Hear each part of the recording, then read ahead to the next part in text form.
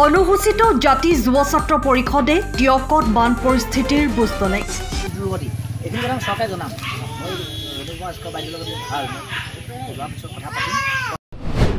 বান নিয়ন্ত্ৰণ কৰিব নোৱাৰা জলসম্পদ মন্ত্ৰীক পদত্যাগ কৰিবলৈ দাবী। সদৌ অসম অনুসূচিত জাতি যুৱ ছাত্ৰ পৰিষদৰ সভাপতি ৰুবুল দাসৰ নেতৃত্বত এটা সজাতি দলে আজি টিয়কৰ ১ নং কাৱৈমাৰী গোহাঁইগাঁৱত উপস্থিত হৈ বান পৰিস্থিতিৰ বুজ লয়। লগতে ৰাইজৰ বাবে কিছু খাদ্য সামগ্ৰী যোগান ধৰে।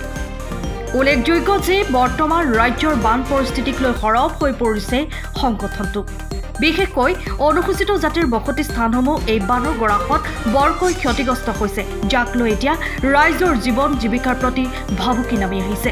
ইপিনে চৰকাৰে বান নিয়ন্ত্ৰণৰ নামত নিতৌ ন আঁচনি ৰূপায়ণ কৰাৰ পাছতো বৰ্তমান বান অনিয়ন্ত্ৰিত অৱস্থাই চৰকাৰৰ ফোপোলা স্বৰূপ উদঙাই তুলিছে।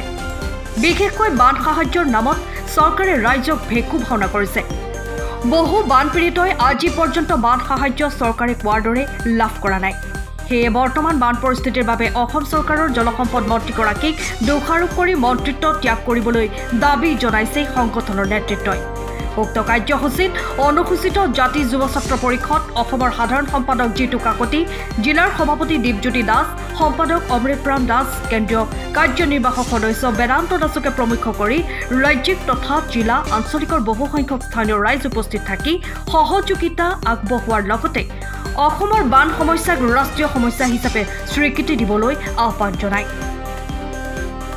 দেখা পালোঁ মুখ্যমন্ত্ৰী ডাঙৰীয়াই কৈ থকাৰ দৰে ইয়াত যি ধৰণে টিয়ক ৰাজচক্ৰ বা যোৰহাট জিলা প্ৰশাসনে সাহায্য সামগ্ৰী, খাদ্য সামগ্ৰী, পশুধনৰ খাদ্য, ঔষধ পাতি, শিশুৰ খাদ্য যোগান ধৰিবলৈ দিলে, এইসমূহ ইয়াত সম্ভৱ হোৱা নাই, পৰ্যাপ্ত ধৰণে পোৱা নাই। আজি কিছু সময় আগতে আমাৰ প্ৰশাসনৰ বিভাগৰ পৰা কিছু কেইমুঠিমান চাউল ইয়াতে দিয়াৰ ব্যৱস্থা কৰিছে, যদি এতিয়ালৈ বিতৰণ কৰা নাই।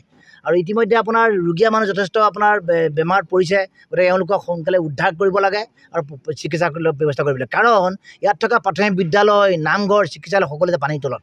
গতিকে মই ভাবোঁ যে মুখ্যমন্ত্ৰী ডাঙৰীয়াই কৈ থকাৰ দৰে সম্পূৰ্ণ ধৰণে বানৰ যিটো সাহায্য সামগ্ৰী উদ্ধাৰ কাৰ্য ইয়াত হোৱা নাই। গতিকে মুখ্যমন্ত্ৰী ডাঙৰীয়াক আমি অনুসূচিত জাতি যুৱ ছাত্ৰ পৰিষদে কঠোৰভাৱে আহ্বান জনাইছোঁ, বানপানীৰ যিটো সাহায্য সামগ্ৰী তদাৰক কৰিবলৈ মুখ্যমন্ত্ৰীয়ে কৰিব লাগে। আনহাতে আপুনি চাওক, মুখ্যমন্ত্ৰী ডাঙৰীয়াই কৈ আছে, যোৱাকালিও সংবাদমেলত কৈছে যে অসমৰ 40টা মাথাউৰি ভাঙি গ'ল। কিন্তু আমাৰ যিগৰাকী জলসম্পদ মন্ত্ৰী তেওঁ কিন্তু এই কথা মানি ল'ব বিচৰা নাই। তেওঁ কৈছে 4-5টা মাথাউৰি ভাঙি গৈছে। ইতিমধ্যে ব্ৰহ্মপুত্ৰ নদী, সোৱণশিৰি নদী, জাঁজি, কলং, কপিলি, প্ৰায় পাগলাদিয়া, প্ৰায়বিলাক নদীৰ মাথাউৰি ভাঙি গ'ল, আৰু যাৰ ফলত অসমত এতিয়া ভয়ানক বানপানীৰ সৃষ্টি হৈছে। গতিকে জলসম্পদ মন্ত্ৰী পীযুষ হাজৰিকাই তাৎক্ষণিকভাৱে পদত্যাগ কৰাহে উচিত বুলি আমি অনুভৱ কৰোঁ। আনহাতে আপুনি এটা কথা চাওক যে অসমৰ যি সম্পদ, আপোনাৰ চাহপাতৰ কথা কওক, আপোনাৰ কয়লাৰ কথা কওক, খনিজ পদাৰ্থ কওক, এই সকলোবিলাক সম্পদ কিন্তু ৰাষ্ট্ৰই বা ভাৰত চৰকাৰে ব্যৱহাৰ কৰি ইয়াৰ পৰা মুনাফা দি আছে। তো তেনেস্থলত অসমৰ যি বানপানী, এই বানপানীক ৰাষ্ট্ৰীয় সমস্যা হিচাপে ঘোষণা কৰিব লাগে। গতিকে বানপানী, অসমৰ বানপানী নিয়ন্ত্ৰণ, অসমৰ বানপানী প্ৰতিৰোধ আৰু বানপানীয়ে সৃষ্টি কৰা সকলো সমস্যা কেন্দ্ৰীয় চৰকাৰে প্ৰত্যক্ষভাৱে ইয়াত মোকাবিলা কৰিব লাগে বা সমস্যা সমাধান কৰিব লাগে।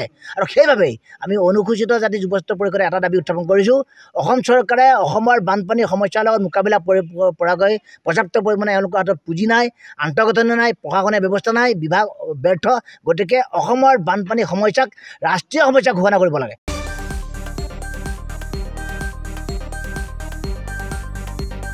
Bureau report, time of Assam. সময়ৰ খবৰ সময়ত পাবলৈ ফ'ল' কৰক টাইম অফ আছাম।